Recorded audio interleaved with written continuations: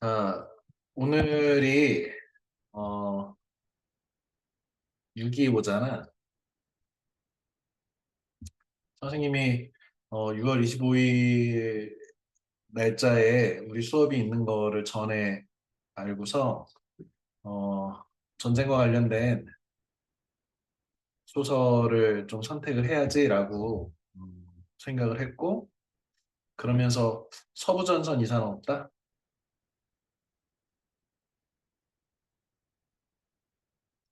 영화도 있는데 이 소설을 선정을 할까라고 생각을 하다가 조금 학생들 읽는데 좀 어려울 수도 있고, 전쟁과 관련된 다른 소설, 특히 한국 전쟁과 관련된 소설을 쓸까라고 하면, 이렇게 같이 할까라고 하면서, 어, 여러 소설들을 생각하다가, 커트 보니것의 제우도살장을 하기로 마음을 먹었어. 물론 이 제우도살장이, 읽기가 쉬운 작품은 아니야. 너희 특히 중학교 1학년 학생들한테는 제법 어려울 수도 있는데 어 그래도 인생에 한 번쯤은 좀 읽어볼 만한 작품이고 커트 보니것이라고 하는 작가가 차지하고 있는 이 문학 세계에서의 위상이라든지 제오도살장이 이제 갖고 있는 위상이라든지 이런 것들을 생각할 때 어, 함께 읽었으면 좋겠다라고 생각해서 선정을 했습니다.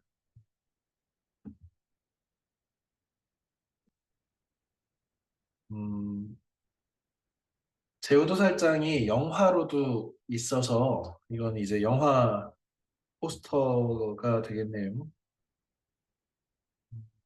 여러 가지 버전의 영화들이 있는 것 같아.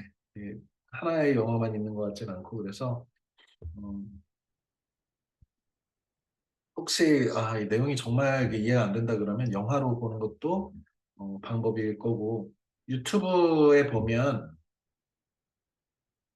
어, 유튜브에 제우도살장과 관련된 해설도 많고, 이게 전체 내용이 어떤 내용인지를 설명해주는 영상들도 많아. 그래서, 정 진짜 이 책이 너무 진도가 안 나간다 싶으면 좀 참고를 할 만한 작품, 그 자료들이 굉장히 많은 고전이다라는 거 꼭 이해하기 바라고요. 차분히 잘 읽어보면 또 읽힐 거고. 그 다음에 선생님이 제오도살장을 그 전에 이제 가지고 있었는데 어, 선생님이 가지고 있던 책들을 대체로 선생님이 한번 읽은 책은 이렇게 남들한테 학생들이나 친구들한테 선물하는 경우가 많아서 이 제오도살장도 내가 읽은 그 책이 없어. 그래서 이번에 충남도서관 가가지고 대출을 받아서 다시 정리를 하려고 하다가 어, 우연히 이 책을 발견을 했는데 이거는 그래픽 노블이라고 해. 그러니까 일종의 만화책이야. 그런데 선생님이 제오도살장을 한 두어 번 읽었고 그거 가지고 독서 토론도 하고 이 굉장히 그 아주 감명 깊게 읽은 책인데 이 제오도살장 요 버전의 그 그래픽 노블 이것도 정말 잘 만든 작품이다. 이건 나름으로 또 완전 괜찮은 작품이다라고 생각이 들 정도로 제우도살장을 정말 잘 이렇게 그 요약을 하고 그림으로 잘 볼 수 있게 해놨어. 그래서 야 혹시 진짜나 이거는 소설로는 도저히 이게 무슨 말인지 모르겠어서 못 읽겠다라고 하면 적어도 중학생인데 만화책을 보고서 이해를 못하지는 않을 것 같아. 그래서 지금 선생님이 이 책을 반납한 지가 좀 됐으니까 그 충남도서관에서 빌릴 수 있을 거고 한 권이 있으니까 그리고 좀 이렇게 가격이 보니까 22,000원 약간 비싸긴 한데 음, 그냥 질러 이런 책들을 좀 가지고 여러 차례 봐도 되니까 어,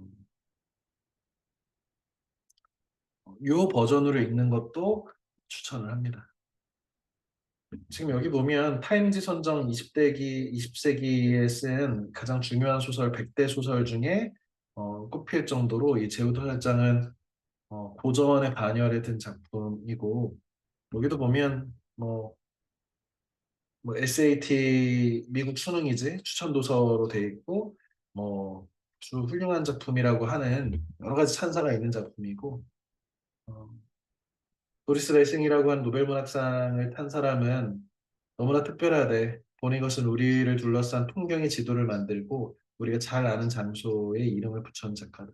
아, 노벨 문학상을 탄 도리스 레싱도 이 가장 위대한 작가 중에 하나를 커트 모니것이라고 했고 전에도 이제 선생님이 설명한 적이 있는데, 일본에서 가장 뭐 유명한 작가라고 꼽을 수 있는 무라카미 하루키도 자신의 소설이 이 커트 보니것의 작품들에 아주 많은 영향을 받았다. 이런 얘기들을 공개적으로 할 정도로 이 커트 보니것이라고 하는 작가는 굉장히 위대한 작가고, 어, 우리 작년에, 물론 여기 이제 다 1학년 학생밖에 없으니까 그런데 작년에 커트 버니것의 고양이 요람이라는 작품을 읽었는데 어, 이 제오도 살장보다는 약간 읽기 쉬운 작품이야. 그런데 이 작품도 굉장히 재미있고 메시지도 전쟁과 과학기술 문명의 그 폐해 같은 것들, 두려움 같은 것들 이런 것들을 드러낸 아주 경쾌하고 재미있는 작품인데 제오도 살장 읽고서 와 이거 진짜 대단한 작가인데 라고 생각이 들면 이 고양이 요람도 추천을 합니다. 어, 커트버니것은 실제로 이렇게 인터뷰에서 발언했는데 이 전쟁이라고 하는 것은 세계 2차 대전이야. 어, 2차 세계대전이라고도 하고 뭐 세계 2차 대전이라고도 하는데 어쨌든 히틀러의 독일이 무솔리니 이탈리아의 독재자지 파시즘과 결탁하고 일본 강 일제 이렇게 하고 이제 나머지 유럽이라든지 미국, 어, 소련, 그, 러시아, 소련 이렇게 연합군이라고 하죠. 과 이런 전체주의하고 세계대전을 펼친 것인데 지금 이 작품에서 그 다루고 있는 이 2차 세계대전에 우리 작가 커트 보니것이 실제 참전을 했었고 이 드레스덴 폭격 당시에 포로로 잡혀서 독일군 포로로 어마어마한 고통을 겪은 사람이야. 지금 폐허된 드레스덴을 내려다보는 이 천사의 이 동상이 되게 아이러니하잖아. 드레스덴 폭격이라고 하는 것은 이 독일이 이제 패배가 짙어질 때 승리를 확신한 연합군이 보복을 위해서 이 독일의 문화도시고 당시에는 하나도 그 피해를 당하지 않았던 아주 아름다운 최고의 도시 중에 문화도시 중에 하나인데 거기를 지금 이 상태로 만든 거예요. 아이러니하게도 이 천사동상이 이 파괴되지 않아서 이 부감샷으로 위에서 이렇게 바라보는 것 같은 천사가 이 폐허가 된 이 세계를 보는 것 같은 이런 그 프레임에서 누군가 사진작가 찍었는데 그야말로 어, 정말 그 최후의 인류의 종말을 이 천사가 묵시록적으로 요한계시록에 나오는 것 같은 이런 지옥도의 모습이지. 살아있는 건 아무것도 없는.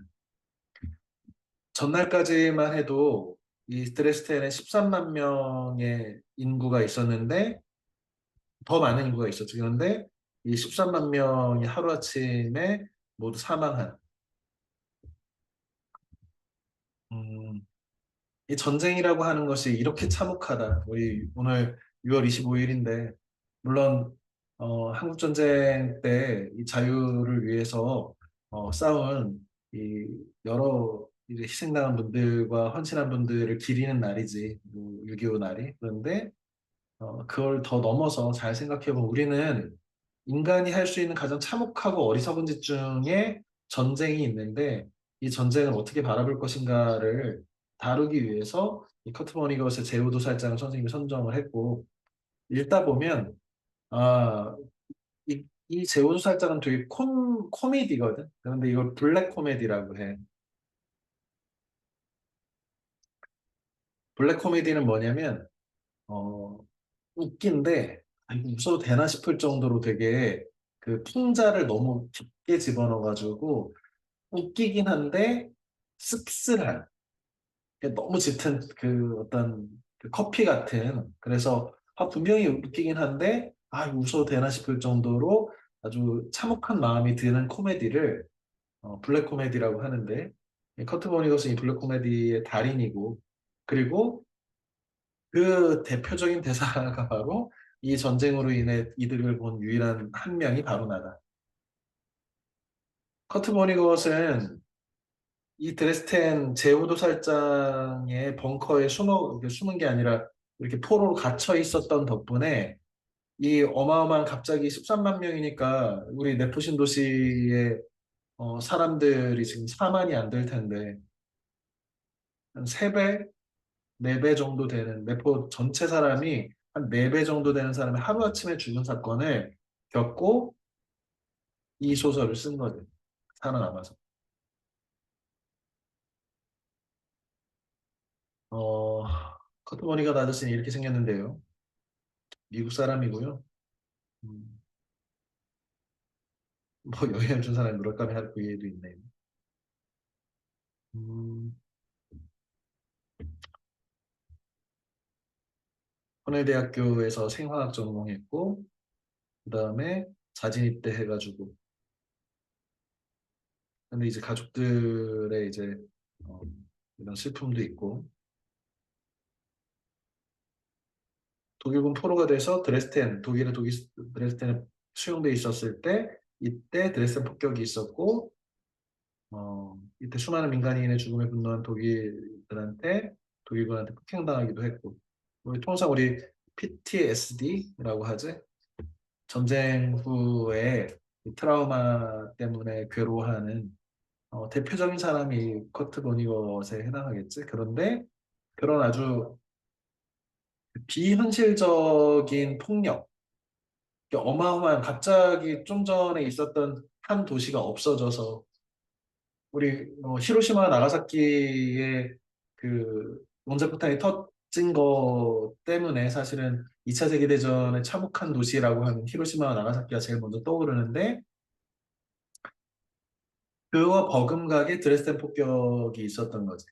근데 이 드레스덴 폭격이라고 하는 것이 뒤쪽에 선생님 다시 설명하겠지만 이게 거기에 무슨 전략적 요충지여서 그 연합군 미국하고 영국군 중심의 폭격이 있었는데 거기에 요충지여서 폭격하거나 전쟁에서 이기려고 해서 거기다 폭격을 한 게 아니고 다 이긴 전쟁인데 그냥 갖다 쏟아본 거란 말이에요. 북한.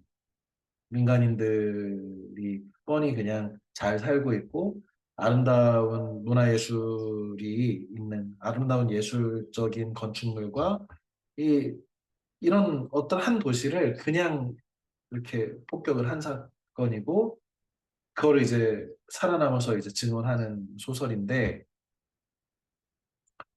어쨌든 뭐 주요 작품으로 고양이 요람 아까 선생님이 얘기를 했고 재미있는 것은 고양이 요람이라는 것을 그 논문으로 제출을 한 이것도 황당하지. 논문은 자신이 어떤 학문적으로 이렇게 어, 연구한 바를 논문으로 쓰는 건데 소설로 논문을 썼다라는 것도 아이러니한데 그걸 또 그 고양이로라면은 소설을 논문으로 인정해가지고 학위를 받은 것도 또 아이러니하죠. 음. 아,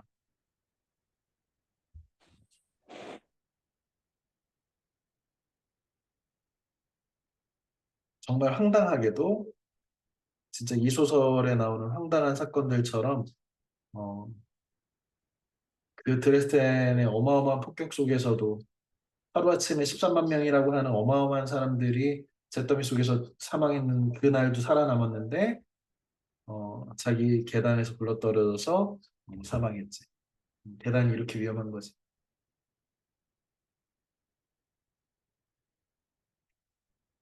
우리가 읽고 있는 제오도살장은 뭐 부제는 소년 십자군.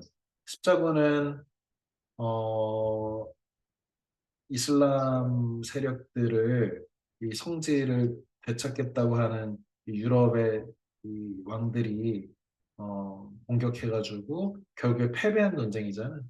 음.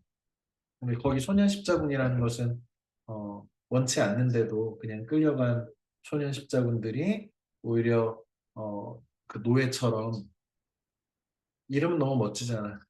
십자군. 그런데 어린애들이 십자군의 노예처럼 오히려 자기네 군대한테 유린당하고 뭐 이런 일들이 지금 자기가 겪은 드레스덴에서의 폭격 전쟁과 세계 2차 대전과 유사하다. 그 다음에 죽음과 억지로 춤춤. 음. 이것도 이제 굉장히 아이러니한 제목이죠. 음, 블랙 코미디.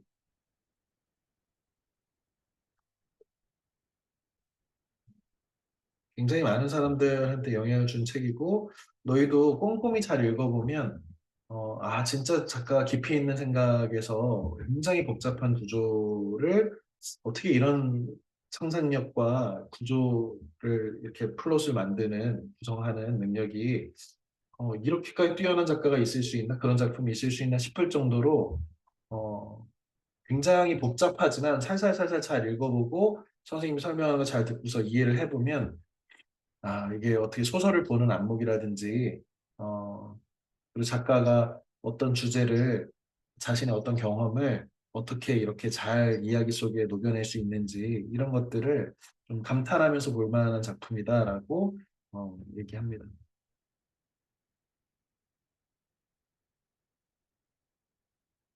음, 드레스덴 참사가 있었고, 대단히 비싸고 꼼꼼한 계획된 그것은 너무도 무의미했다. 마침내 이 지구상에 단 한 사람이 그것으로부터 어떤 이득을 취했다. 이 커트 보니것이 내가 바로 그 사람이다. 나는 이 책을 썼고 이 책은 내게 많은 돈과 명예를 안겨주었다. 뭐 그런 거지.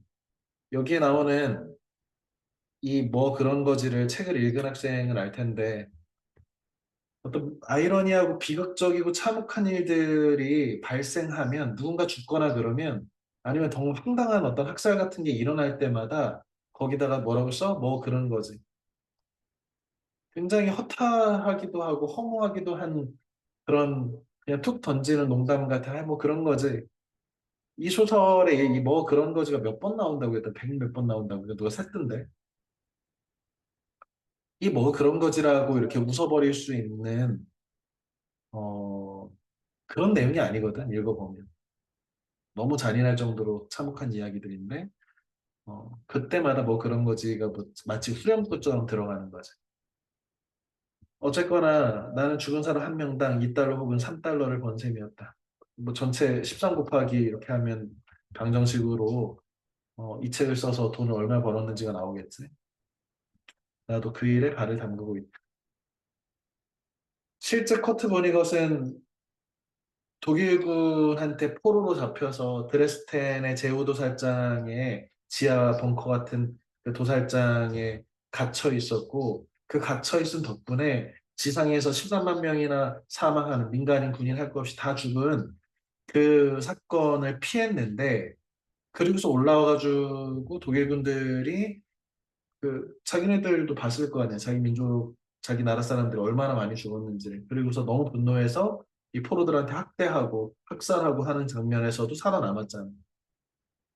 그리고 여기서 빌리 필그램이라고 하는 주인공이 하는 것처럼 화염방사기로 시체를 다 이렇게 어떻게 수습이 안 돼서 화염방사기로 다 그냥 확장시키는 일을 포로들이 하고 이런 실제 있었던 일들을 겪은 사람이란 말이에요. 그래서 원래도 커트 버니것이 전쟁에 반대하는 인류가 가장 어리석고 하지 말아야 될 것이 전쟁이다라는 생각을 갖고 있었지만 그것을 실제 경험하고 나서 와 진짜 더 문제구나.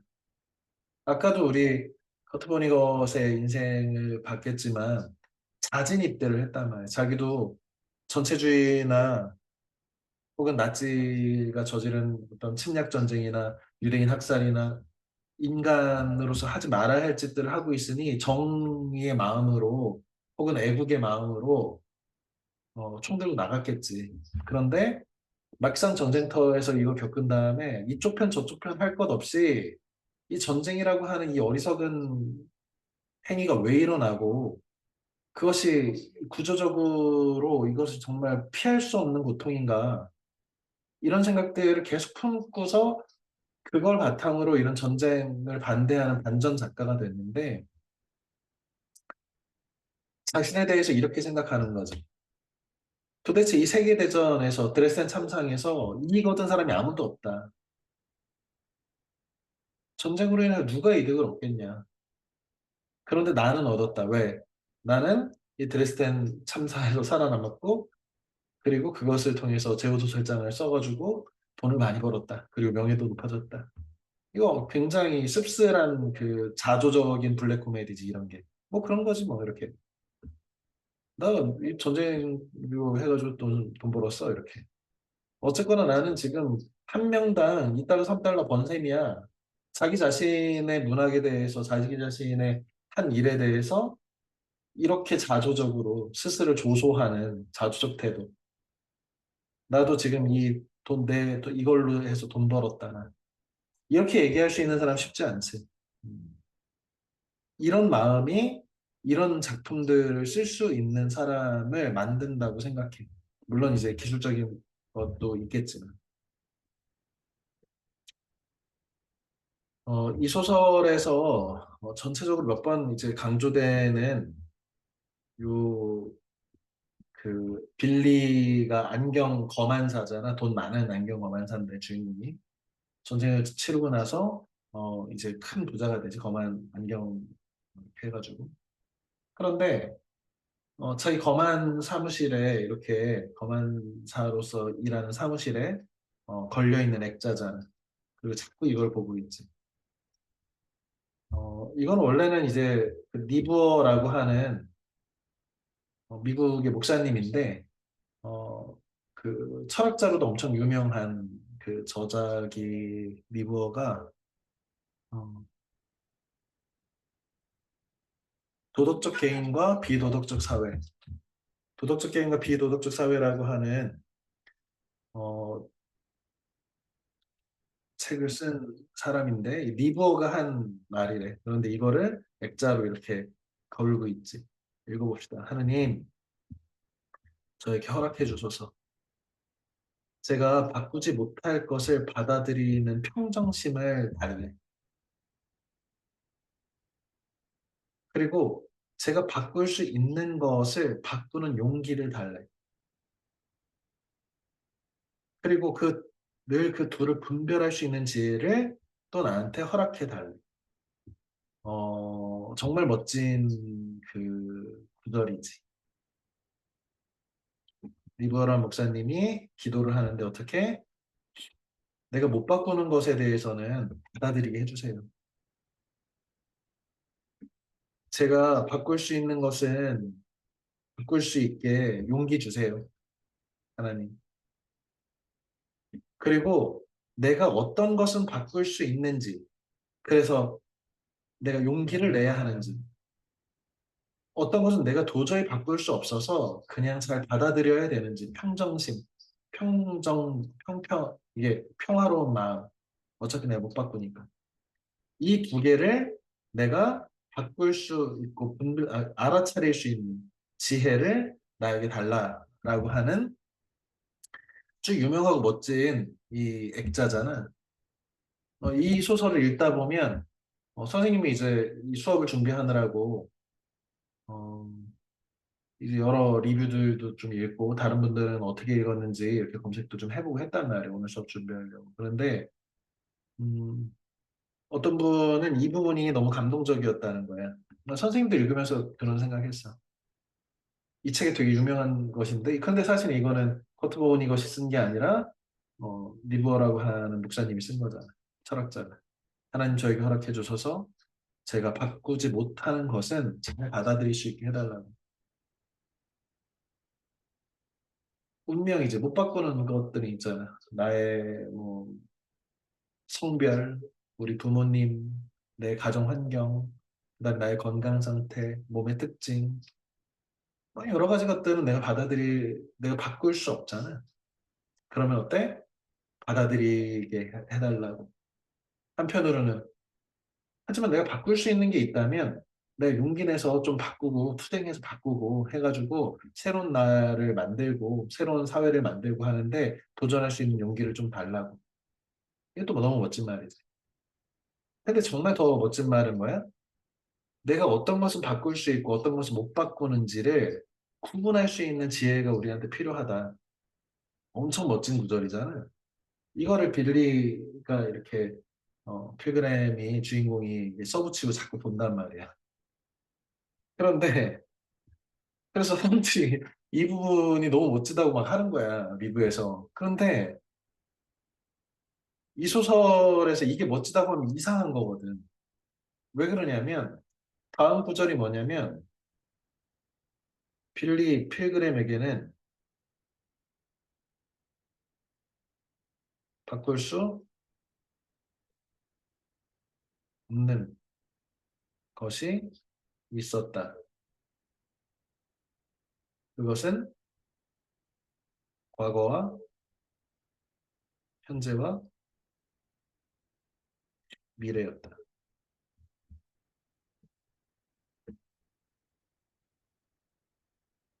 이건 완전 대놓고 깐 거거든. 대놓고 이 구절을 조소하는 거야, 비웃는 거야.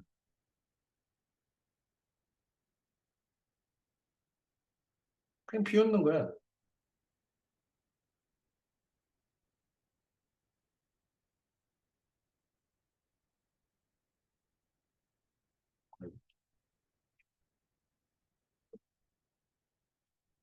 이걸 분별할 수 있는, 내가 바꿀 수 있는 것과 없는 것 분별할 수 있는 지혜를 주세요, 하나님. 이렇게 하는 감동적인 이 구절을 어떻게 하고 있어? 빌리는 못 바꾸는 게 있다는 거야. 못 바꾸는 건 뭐야? 빌리만 못 바꾸는 게 아니지. 과거와 현재와 미래를 못 바꾼다고.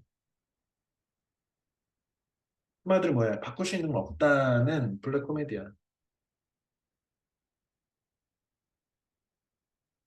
그런데 이게 이 소설의 가장 중요한 포인트야. 못 바꾼다.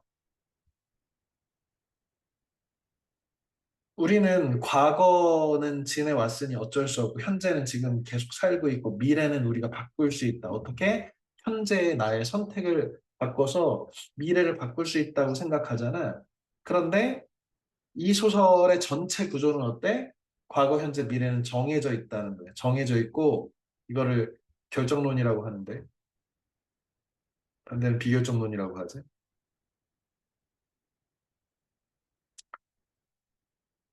세상은 자유의지에 의해서 이렇게 저렇게 선택할 수 있는 게 아니라 딱 짜여져서 최초의 원리가 진행된 그 순간 그 미래의 이 모든 것까지 다 정해져 있다. 선생님이 지금 이런 수업을 할 때 오른손을 들지 왼손을 들지 왼손을 먼저 들지 오른손을 먼저 들지 이거 사실 정해져 있다. 언제? 빅뱅 이후에. 이런 게 이제 결정론이란 말이야. 지금 이 소설은 이 결정론이라고 하는 이 트라팔마도어라고 하는 외계인적 관점이잖아. 그게 이 구절에서 있는데 이 부분을 잘못 독해하는 사람들이 이 니버의 멋진 구절, 아, 멋있다. 그래서 이상하게 이해를 하고 넘어간단 말이야. 이거는 소설을 똑바로 못 읽는 거죠. 어떻게 보면. 이건 웃기려고 한 건데, 씁쓸하게. 못 바꾼다, 우리는. 이 어마어마한 전쟁이 있었는데, 그게 과거여서 못 바꾸는 게 아니라, 이런 전쟁을 하는 인간, 어떻게 보면 이거 못 바꾼다. 미래의 전쟁 못 바꾼다. 심지어 이 소설에서는 트라팔마도어 행성의 이 외계인들은 과거, 현재, 미래를 동시에 보고 그 순간순간에 어떻게 이게 시간 순서대로는 있지만 그게 동시에 존재한다고 다 안단 말이야. 그랬더니 이제 이 그들한테 납치돼서 외계 동물원에 동물로 살고 있는 이 호모사피엔스 종의 동물로 살고 있는 이 빌리 필그램이 물어보잖아. 이 우주의 운명은 어떻게 되냐고. 그랬더니 얘네들이 뭐래? 이거 뭔가 잘못 건드려가지고 폭발해가지고 사라져버린다 우주가. 이 온 우주가 뭐 지금뿐만 아니라 온 우주가 사라져버린다고. 그러면 미래에 그렇게 되면 이거 과거를 좀 바꿔가지고 미래에 그런 종말이 일어날 것 그거 방지해야 되지 않아요? 뭐 이런 식으로 얘기하면 뭐야? 야, 그거 너무 지구인적 발상이다.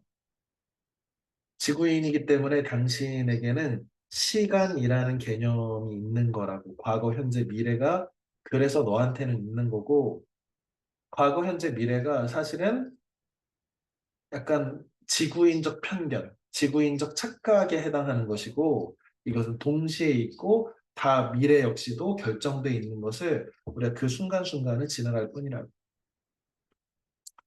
물론 철학자들 속에서도 이렇게 세계를 보는 사람들도 있어. 어, 이 고대 스토아 철학자들, 뭐 우리 통상 뭐 우리 금육주의라고 얘기하는 어, 이 사람들도 세계에는 결정돼 있고 그 결정돼 있는 세계들을 잘 받아들이는 것이 어, 이 금육의 연습이다. 뭐 이런 얘기들을 하는 스토아 철학자들도 있고 또 이 과거, 현재, 미래가 사실은 어, 지구인적 착각이다라고 하는 것. 물론 이제 커트 버니것의 영향을 받았겠지. 이제 그 당신의 이야기, 당신 인생의 이야기라고 하는 소설을 영화화한 게 우리나라 제목으로는 컨택트? 이 컨택트가 1990년대 작품이 하나 있고 2000년대 이후에 최근 작품이 있는데 선생님이 얘기하는 건 최근 작품이에요. SF 작품이고 혹시 유튜브나 뭐 이렇게 요약된 것으로 보는 친구도 있을 텐데 이렇게 문어처럼 생긴 외계인하고 이제 언어학자가 대화하고 뭐 이런 과정에서 이 과거, 현재, 미래가 없는 언어, 외계 언어를 통해서 그런 언어를 배우다 보니까 과거, 현재, 미래가 없는 사고방식을 받아들이고 그래서 뭐 뒤쪽에 스포가 되니까 아무튼 이런 거. 이 시간이라고 하는 것은 이 물리학자들도 이 실체가 없는 것으로들 얘기하거든. 그래서 시간이라는 것을 물론 뭐 엔트로피의 개념 같은 것으로 좀 받아들이기도 하는데 시간이 뭐냐라고 하면 그거는 그냥 어떻게 보면은 이 지구인적인 우리가 세계를 인식하는 과정에서 생긴 어떤 인식론적 착각이 아닐까 이렇게 생각들을 많이 한단 말이에요. 실제 물리학이 있는 게 아니고 구체적인 물리학이 있는 게 아니라 추상적인 세계관에 해당하는 근본적 세계관에 해당하는 것이다라고 얘기를 하는 과학자들도 있지. 그런 어떤 생각을 바탕으로 이 소설이 쓰여졌고 이 소설의 이런 주요 모티프가 나중에 이제 어, 이런 SF 소설이라든지 컨택트라는 영화라든지 이런 데에 반영이 됐다고 봐야겠지. 음,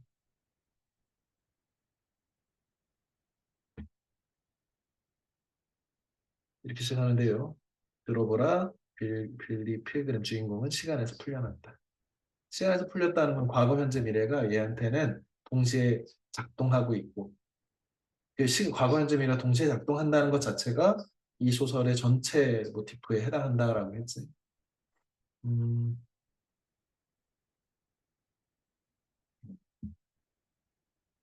이렇게 주인공. 나머지 음, 이 전쟁 때 어, 만난 사람들, 그 다음에 어, 이 드레스덴 폭격에서 이제 처형당하는 하지만 어, 이 미국인 나치 배신자지 미국인 나치가 막 선동하는데 그와 맞서는 용감한 사람 하지만 죽지 죽은 다음에 뭐라고 하겠어? 뭐 그런 거지 이렇게 그 다음에 킬고 트라우드 이거는 이제 우리가 통상 페르소나라고 하는데 페 페르소나 이건 가면이라는 뜻인데 이 작가의 페르소나 그러니까 이 등장인물은 SF 작가니까 누구겠어? 어, 지금 커트 보니것의 어떤 분신 같은 그런 등장인물인데 주인공 빌리 필그램이 지금 이 SF 소설을 읽어서 이런 착각을 자기가 외계인한테 트라팔마 도어인한테 납치당했다라고 하는 착각을 이 정신이 이렇게 온전치 않아가지고 이 열기 사고에서 자기만 살아남고 뭐 이러는 어, 이 소설에서 열기 사고가 일어나고 그 열기 사고에서 이 빌리만 혼자 살아남는데 이런 것도 일종의 그 자기가 드레스덴에서 혼자만 살아남은 14만 명이나 거의 이제 학살 수준으로 민간인이나 군인 할 것 없이 죽었는데 자기는 어떻게 살았을까라고 하는 인식 이런 것들이 이제 작가의 삶이 이 작품 속에 반영된 것이라고 할 수 있는데 사람들은 얘가 지금 그런 그 정신적 충격 드레스덴에서의 어떤 군 생활 중에 있었던 이런 그 참혹한 것과 그 다음에 또 비행기 추락해서 자신만 살아남은 것 그리고 지금 이 길고 이 뭐야 트라우트라고 하는 사람의 이 허황된 그 작품을 읽었기 때문에 얘가 지금 이런 자기가 외계인한테 납치당한 경험이 있다 뭐 이렇게 얘기한다는 거지. 빌리 아내고요. 그 사이에서 버버 이렇게 딸이 있고 뭐 이런 거지. 그 다음에 트라팔마 도어인 텔레파시로 소통하고 친절한 성품 외모가 우스꽝스럽지요. 동물을 사육하고 4차원을 본다. 4차원이라는 것이 이제 뭐 그런 거잖아요.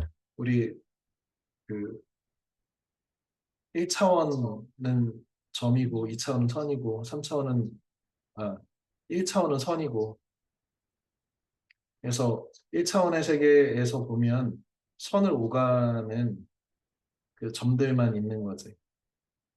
2차원은 면이지. 2차원. 3차원은 이 입체고.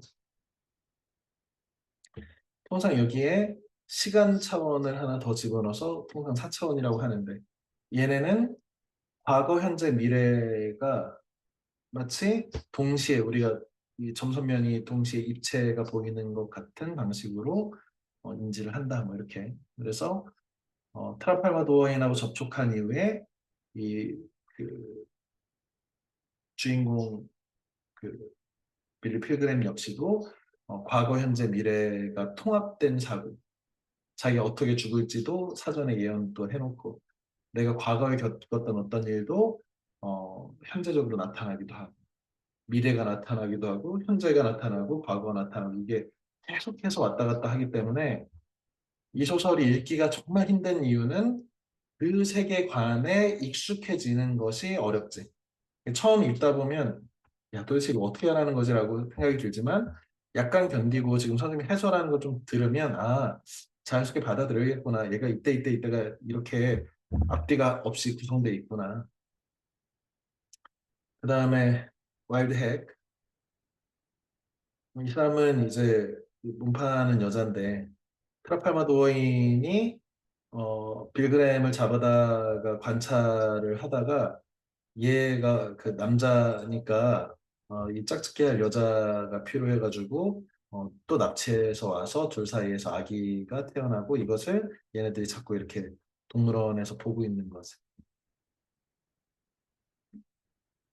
뭐 이런. 어, 지금 빌리의 연보가 있는데 지금 이 소설을 그 시간 순서대로 이게 앞뒤 맥락 없이 그냥 막 조각조각이 다 붙어 있단 말이야. 파티 다음 장면에 전쟁터가 나오고 전쟁터 다음 장면에 비행기 사고가 나오고 이런 식으로 왜 지금 트라팔마 도어인 식으로 이 세계를 보는 것을 느끼게 해보려고. 과거, 현재, 미래가 따로 있어서 과거는 어쩔 수 없이 일어난 참혹한 것이지만 현재 우리의 선택을 바꿔서 미래에는 좀 더 나아질 수 있지 않을까? 이게 우리가 사는 삶의 방식이잖아. 근데 그게 아니라 과거, 현재, 미래를 다 바꿀 수 없고 꽉 짜여진 상태로 우리는 살아가는 거다. 스토아파, 그 학파 방식으로.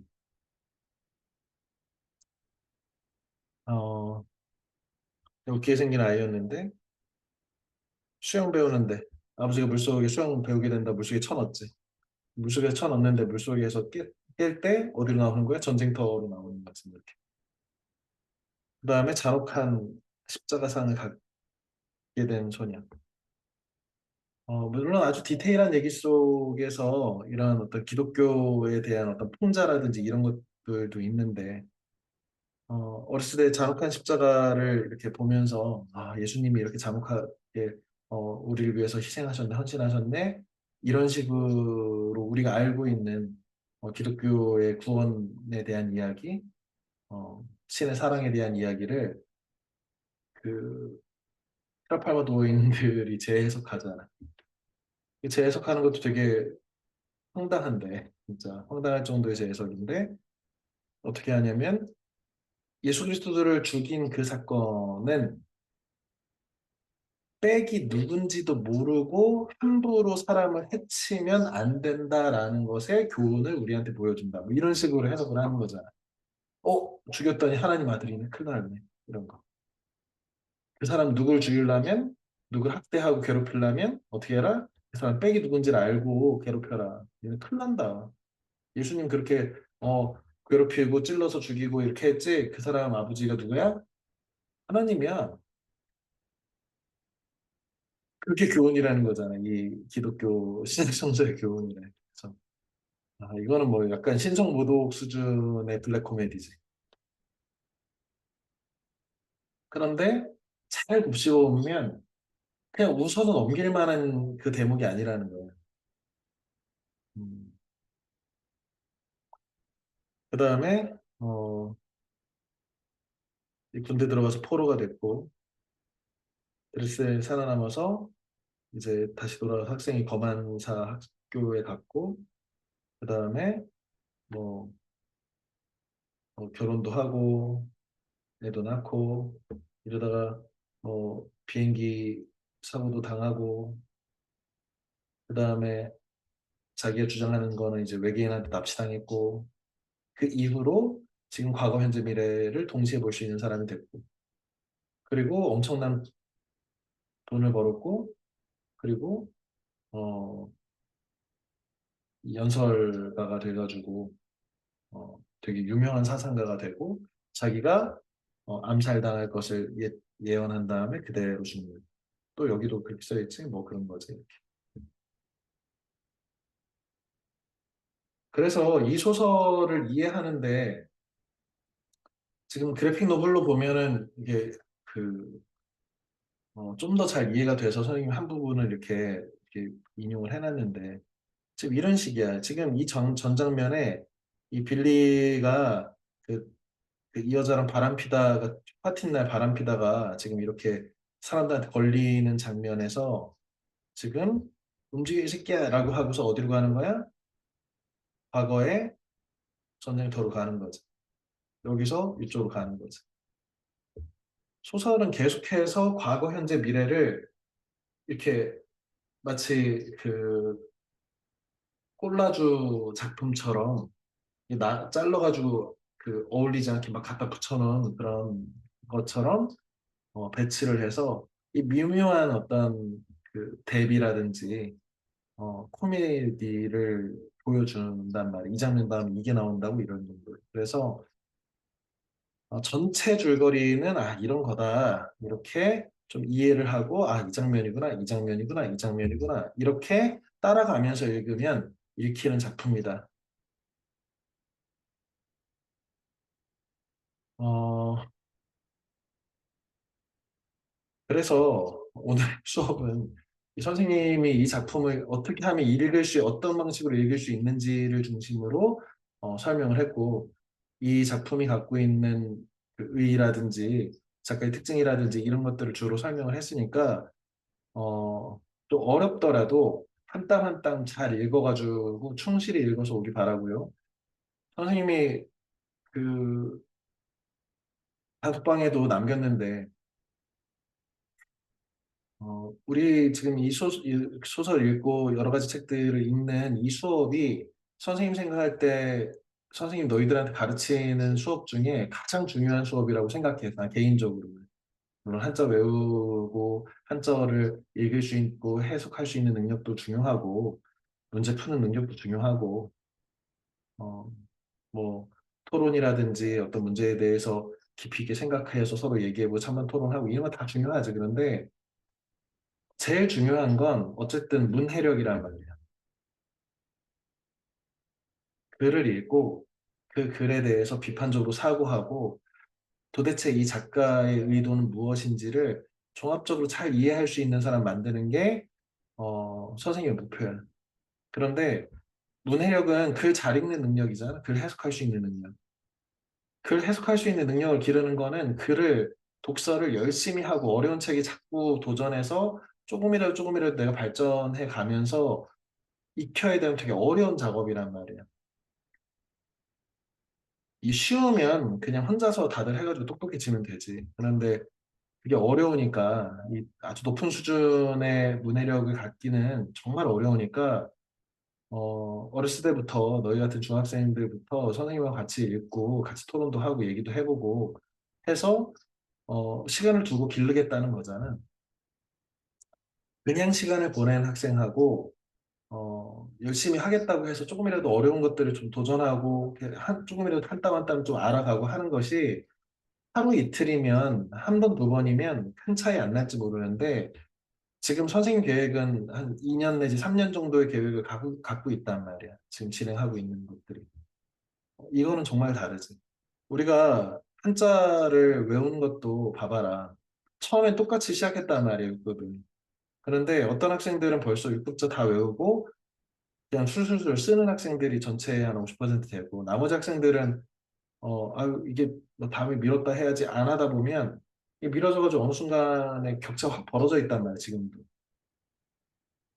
이 격차는 정말 별거 아니지. 사실은 한두 주만 열심히 아유 열심히 내가 안 했구나. 딴 애들은 다 하고 있는데 나는 못 하고 있구나. 이렇게 생각하면 금방 따라잡을 수 있는 정도의 양이야, 한자는. 그런데 책이라고 생각해. 어떤 학생들은 계속 읽어가지고 생각해 보려고 하고 선생님 수업에 충실하게 좀 해야지라고 하는 마음이 있는 학생과 그렇지 않은 학생이 1년쯤 지났다고 생각해 봐라. 그러면 1년에 우리가 읽는 책이 한 달에 두 권씩 읽고 있으니까 적어도 스물 몇 권, 24권은 읽을 거 아니야, 최소한. 그러면 2년을 했다고 치자, 그냥 우리가. 2년을 한다고 하면 40권, 50권 되겠네. 그지? 그러면 어떤 중학생이 그냥 40권 정도의 책을 고전이나 이 어려운 책들 선생님과 같이 읽어서 어떻게 해서든 노력해가지고 이 책을 읽고 개인적으로 좀 서평을 좀 써놓기도 하고 이런 학생이 중3이 됐다고 생각해봐, 너희가. 2년 지나서. 그 어떤 중3의 모습이 될 것이냐는 지금 너희가 어떤 각오나 지금 매일매일 살아가는 습관이나 이 스케줄에 얼마나 충실하게 따라갈 것이냐, 이거에 달려 있다고 선생님 생각해. 그래서 선생님 단톡방에, 어, 솔직히 선생님 스타일은 아닌데, 이거 안 읽으면 혼낸다고 하고 남긴다고 하고 이랬잖아. 그래서 그런 것들까지 잘 고려해서, 어, 선생님이 잔소리 하지 않더라도 아, 내가 선생님하고 같이 진행하면 이 정도 어려운 책들, 그리고 어른이 돼서도 나한테 남아있을 만한 이런 책들을, 어, 내가 중학교 3학년 전까지, 선생님도 입시 강사잖아. 고등학교 1학년 들어가는 순간부터 너희한테 이렇게 이상적으로 책을 읽힐 엄두도 못 내. 그러니까 너희한테 어렵다고 하더라도 지금 이 문해력을 어떻게 해서든 좀 가르쳐가지고 고등학교 올라가면 못 읽을 책들이니까 빨리빨리 읽혀야겠다라고 하는 조바심에 이런 것들을 하고 있으니까, 어, 선생님, 입시 강사로서 스스로 자부할 정도로 열심히 하고 잘하는 강사고 어떻게 하면 너희가 정말 좋은 성적을 낼 수 있는 국어 성적을 내고 좋은 대학 갈 수 있는 사람을 기를 것인가에 선생님이 생각하는 최적의 프로그램이란 말이야 이게. 그러니까 니네가 쉽다고 생각하진 않아. 니네가 따라오는 것 자체가 쉽, 절대 쉽지 않다는 걸 나도 알고 있어. 그런데 못할 정도는 아니라는 것도 니네도 알 거야. 아, 이건 진짜 못하겠다. 이거는 아닐까라고 생각해. 근데 어렵지만 이거를 하겠다고 부여잡고 꾸역꾸역 따라오기만 하면 어느 순간에 너희가 전에는 못 읽던 책들이 눈에 보이고 전에는 안 읽히던 문장들이 이 정도는 내가 읽을 수 있지 이러면서 크는 거거든. 내가 변화되는 모습을 보면서 애쓰지 않고 변화하는 거는 없지 뭐. 그래서 어, 우리 수업 시간에 좀 치사하더라도 선생님이 책을 잘 읽었는지 어떻게 읽었는지를 다시 물어보고 어, 잘 못 읽었다, 안 읽었다고 생각하는 친구들은 선생님하고 주말에 같이 좋은 시간을 보내면 되겠습니다. 모두 열심히 읽고 한자도 좀 밀려있는 친구들 자꾸 봐가지고 더 외워가지고 적어도 한 달 안에 내가 그 6급 정도는 딴 친구들 계속 6급 똑같은 거 풀고 있는데 어, 누군가는 같이 시작했는데 다 하고 있는데 어떤 친구들은 나는 왜 못하고 있고 이거는 아름다운 모습이 아니잖아. 그래서 아무튼 선생님 잔소리를 좀 했는데 우리가 진행되는 프로그램은 똑바로 따라가자. 결론적으로 이 얘기입니다. 다음 주에 커트버니것의 제우도 살짝 마지막까지 잘 읽고요. 끝까지. 그 다음 책이 빡센데 여기 이 김원준 교수의 글 항아리 출판사 버전이 두껍고 빡센 책이야. 뭐이 책을 읽으면 좋은데 이 책이 아니라도 한비자라고 하는 제목의 책은 어떤 출판사도 괜찮으니까 미리 준비해서 도서관에 빌리든 학교 도서관에 빌리든 청남 도서관에 빌리든 아니면 그냥 사. 한 달에 2권밖에 안 되는데 니네 그 라면 좀 덜 먹으면은 충분히 살 수 있는 정도라고 생각해. 젤리 덜 먹으면 살 수 있지. 그래서 미리 준비해서 미리미리 읽어야 스케줄 전에 읽고 선생님이 이런 얘기들을 하는구나를 조금씩 읽고서 이렇게 뒤따라오지 말고 미리미리 좀 읽기를 바랍니다. 자, 오늘도 늦은 시간까지 고생했고요. 수업 시간에 건강한 모습으로 만납시다. 숙제 잘하고 안녕. 안녕히 계세요. 알겠습니다. 안녕히 계세요. 안녕히 계세요.